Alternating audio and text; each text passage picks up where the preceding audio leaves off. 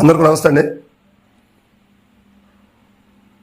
నిన్న జరిగిన 2024 ఎన్నికల్లో వైఎస్ఆర్సిపి చాలా బలంగా ఉంది అనుకుంటూ అతి దారుణంగా ఊహించని విధంగా, ఎవ్వరూ ఊహించని విధంగా, సర్వేలు కూడా అందని విధంగా ఓటమి పాలైంది.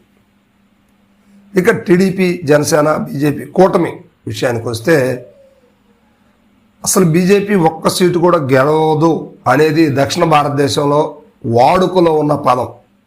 ఒక్క సీటు కూడా బీజేపీ గెలవలేదు. పవన్ కళ్యాణ్ అతని గెలుస్తాడా లేదా అనేది కొంచెం కాదు ఎక్కువగా ప్రజలందరిలో ఉన్నటువంటి పరిస్థితి.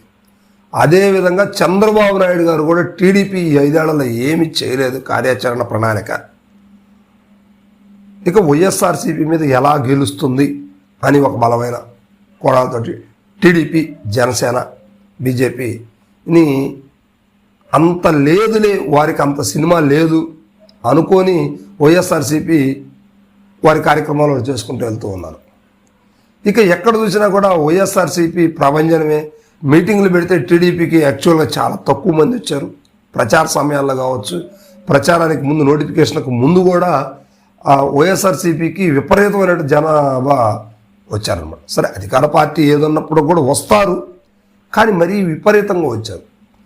ఆ జనాన్ని, ఆ మీటింగ్స్ని, ఆ సిస్టమ్ చూసుకొని జగన్మోహన్ రెడ్డి గారు పూర్తిగా ఏది ఏమైనా కూడా ఇక నిజం చెప్పాలంటే నేను ఒక కుక్కని నిలబెట్టినా కూడా ఖచ్చితంగా ఓట్లేసి గెలిపిస్తారు అని ఆ ఓవర్ కాన్ఫిడెన్స్కి వెళ్ళిపోయిందని చెప్పుకోవచ్చు జగన్మోహన్ రెడ్డి గారి ఆలోచన విధానం. అందులో భాగంగానే దగ్గర 90 నుంచి 100 మంది సీట్లని మార్చడం జరిగింది. ఈ మార్పు వలన స్థానిక నాయకుడు బలహీనపడితే బలపరచాల్సినటువంటి అధినాయకత్వం అతని బలహీనతని ఇతను నిజంగా పనికిరాడు అనేది అధినాయకత్వం కూడా చెబుతూ అతన్ని పక్కన పెట్టి కొత్త వ్యక్తులకి అక్కడ ప్రాధాన్యత ఇచ్చారు.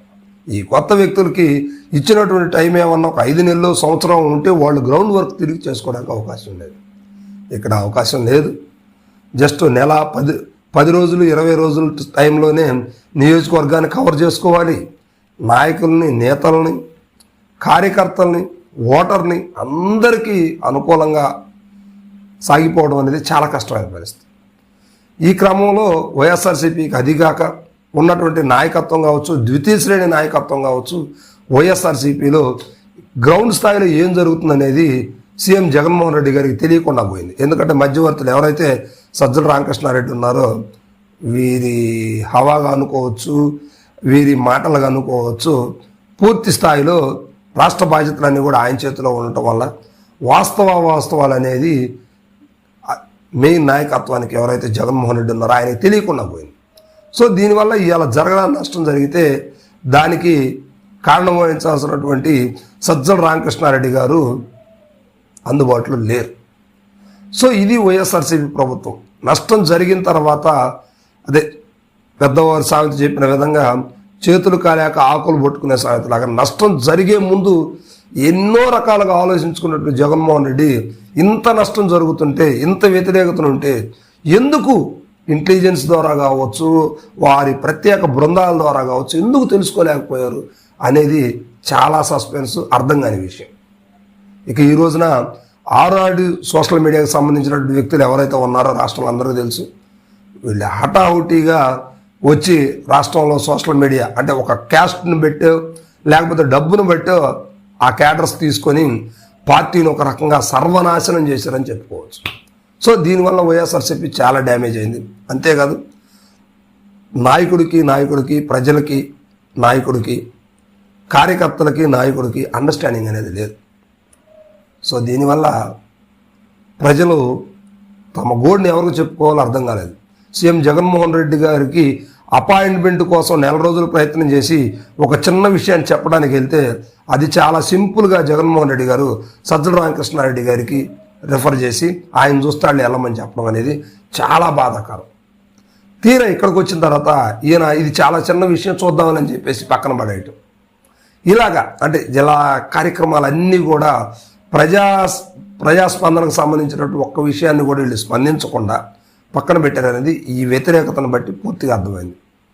ఇక పెరిగిన ఓట్ బ్యాంక్ అంతా కూడా సైలెంట్గా జరిగినటువంటి పరిస్థితి. ఈ సైలెంట్గా జరిగిందంటే ఎప్పుడైనా సరే ప్రభుత్వానికి వ్యతిరేకంగా ఉన్నప్పుడే సైలెంట్ ఓటింగ్ అనేది జరుగుతుంది అనేది మనం ఈ ఎలక్షన్ ద్వారా తెలుసుకోవాల్సినటువంటి ముఖ్యమైన విషయాలు.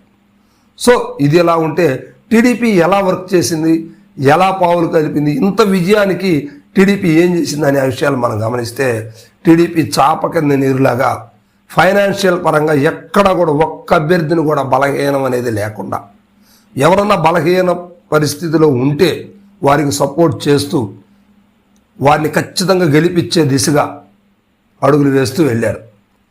ఇక వైఎస్ఆర్సీపీ ఏం చెప్తున్నారంటే ట్యాంపరింగ్ చేశారు ఈవీఎం మిషన్స్ అని అంటారు. 2019లో ట్యాంపరింగ్ జరిగితేనేనా టీడీపీకి 23 సీట్లు వచ్చింది అంటే అప్పుడు వైఎస్ఆర్సీపీ చేసిందా?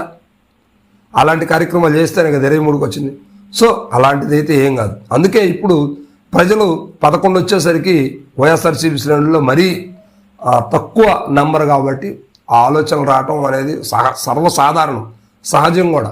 అవేమి కాదు, గ్యారంటీగా ప్రజాస్పందన, ప్రజా ఆలోచన, ప్రభుత్వ వ్యతిరేక ఓటంతా కూడా చీలకుండా జనసేన, బీజేపీ, టీడీపీ కూటమికి ఖచ్చితంగా ఇట్టే గంప గుర్తులాగా పడ్డాయంటంలో ఎటువంటి సందేహం లేదు.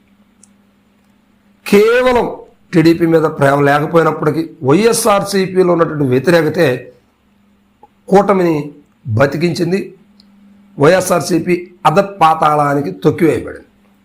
సో ఇది వైఎస్ఆర్సీపీ ఇప్పటికైనా కూడా తెలుసుకొని ప్రజలకి దగ్గరగా ఉండేసి సంక్షేమమే కాదు అభివృద్ధి కూడా, సంక్షేమం ఎంత అవసరమో అభివృద్ధి అంతే అవసరం అని తెలుసుకునే విధంగా ప్రయత్నం చేస్తే 2029 గెలవటానికి, ప్రజలు ఆదరించడానికి అవకాశం ఉంటుంది.